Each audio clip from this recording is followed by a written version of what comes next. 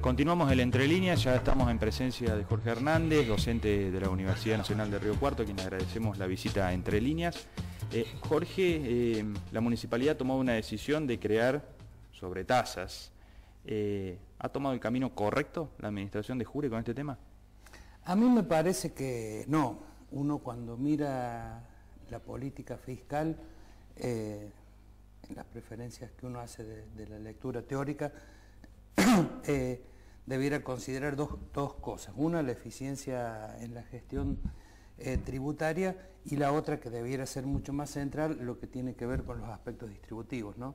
Gravar el consumo, en toda la literatura económica se encuentra solamente evidencia de que son impuestos regresivos, ¿no? Los que menos tienen, esto como se entiende más coloquialmente, los que menos tienen gastan casi toda su renta en consumo, y ese consumo, si está gravado, le genera sobre su renta una carga mucho mayor que aquellos que tienen capacidad de ahorrar, ¿no? Y esto es el caso muy típico, sobre todo donde se gravan consumos difícilmente evitables en casi cualquier sector de la sociedad. Hoy grabar telefonía es casi como grabar la leche, ¿no? Esto, la leche lo pongo por el uso extendido que tiene. El ejemplo de un consumo de clases populares. Las clases populares tienen, con legítimo derecho, un consumo bastante importante de comunicación, como cualquier otra persona de la sociedad, y es parte de la integración. Hoy quien no consume comunicación es una persona que no se integra a la sociedad actual, es un indigente en términos de sociedad, ¿no? ¿Qué debió hacer el gobierno? ¿Apostar a administrar mejor, a achicar los gastos o a buscar otras alternativas de financiamiento? Porque por ahí lo que está en discusión actualmente es cómo se financian los municipios, ¿no? Está en cuestión cómo se financian los municipios, ¿sí? Y cómo gestionan los municipios, que debiera ser bastante central. Claro. Esto uno puede gestionar bien o mal también, ¿no es cierto? Desde posiciones, cuando uno habla del bien y del mal, está haciendo juicios de valor, y eso depende de un montón de cosas que, en mi opinión, tienen que ver con los posicionamientos ideológicos, ¿sí? Y con las aproximaciones teóricas de quienes tienen responsabilidades de gestión, que seguramente tienen modelos teóricos que los conducen. En este caso, la evaluación que uno hace de la gestión municipal es que seguramente abreva en la teoría económica ortodoxa, modelos liberales. Uno ve el modelo de gestión de Jure y no encuentra diferencias sustanciales con la política de los años 90 en la Argentina, ¿no? Modelos de endeudamiento, modelos deficitarios. Los déficits son muy malos, siempre han sido muy malos, y los endeudamientos siempre han sido muy malos para los sectores populares, ¿no? Los endeudamientos, en la teoría económica a la que uno adhiere, los endeudamientos son situaciones que debieran ser coyunturales, en una herramienta permanente, que generen deudas que condicionan la posibilidad de hacer política. Usted dice para el gasto corriente, para el gasto común, para lo que tiene que dedicarse al funcionamiento, o también para obras, por ejemplo. Las deudas, sí, en general, en la historia de la Argentina, de manera muy evidente, y en la historia del capitalismo mundial, los procesos de endeudamiento público siempre han sido con cargo a los sectores populares. De cualquier tipo que sean.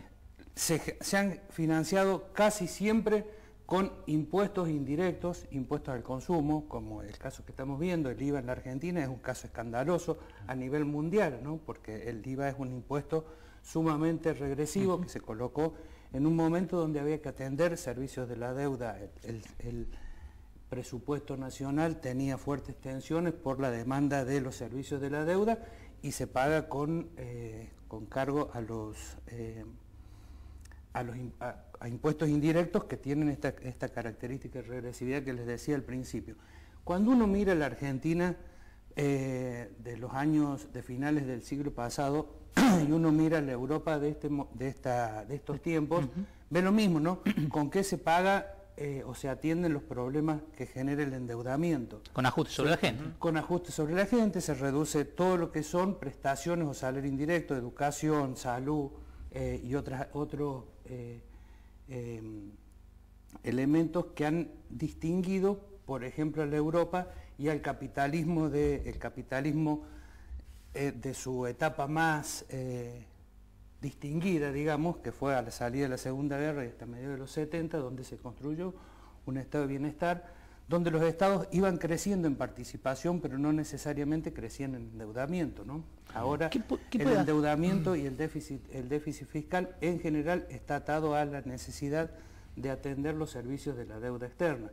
A mí me parece esto de la deuda, el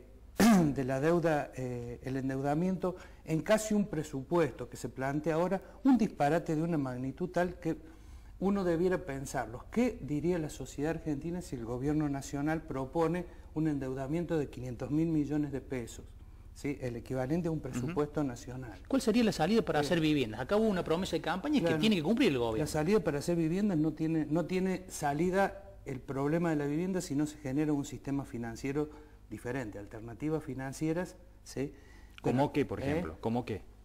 Como que haya una institución, ¿sí?, que financie la construcción de viviendas, que tenga la posibilidad de generar transferencias de rentas presentes al futuro, ¿sí? En este caso, una cuestión que me parece que la sociedad de Río Cuarto se debe es el pedido de esclarecimiento del costo financiero que han tenido los endeudamientos precedentes. ¿Cuánto costó? ¿Cuánto le costó al fideicomiso de obras, por ejemplo? El fideicomiso de obras, ¿cuánto tuvo que pagar y cuánto pudo afectar a las obras? Esta discusión, el gobierno municipal es información que no le ha brindado, al menos que yo haya conocido. Los medios de comunicación tampoco han demandado esta información, como no sé si los medios, los partidos políticos opositores lo han hecho, pero me parece que es bastante central. La Argentina tiene una historia donde la deuda, el endeudamiento ha sido muy traumático. Uno recuerda, ¿sí?, de la Baring Brothers para acá, cuál es el papel que ha jugado la deuda en el condicionamiento de las políticas, ¿no? La deuda pública no es una buena referencia en la historia argentina. ¿Se está retrocediendo en las políticas que hubo de desendeudamiento? Por lo menos lo que se ve en los gobiernos provinciales y municipales, ¿no? La provincia emite deuda casi semanalmente para poder financiarse, va a lanzar un bono para obra pública, como que va a contrapelo de lo que ha venido pasando hasta ahora. Y me parece que lo que ha habido en los gobiernos provinciales y en los gobiernos locales, que han ido cargando el financiamiento de los gastos públicos sobre sectores que no tienen capacidad contributiva, ¿no?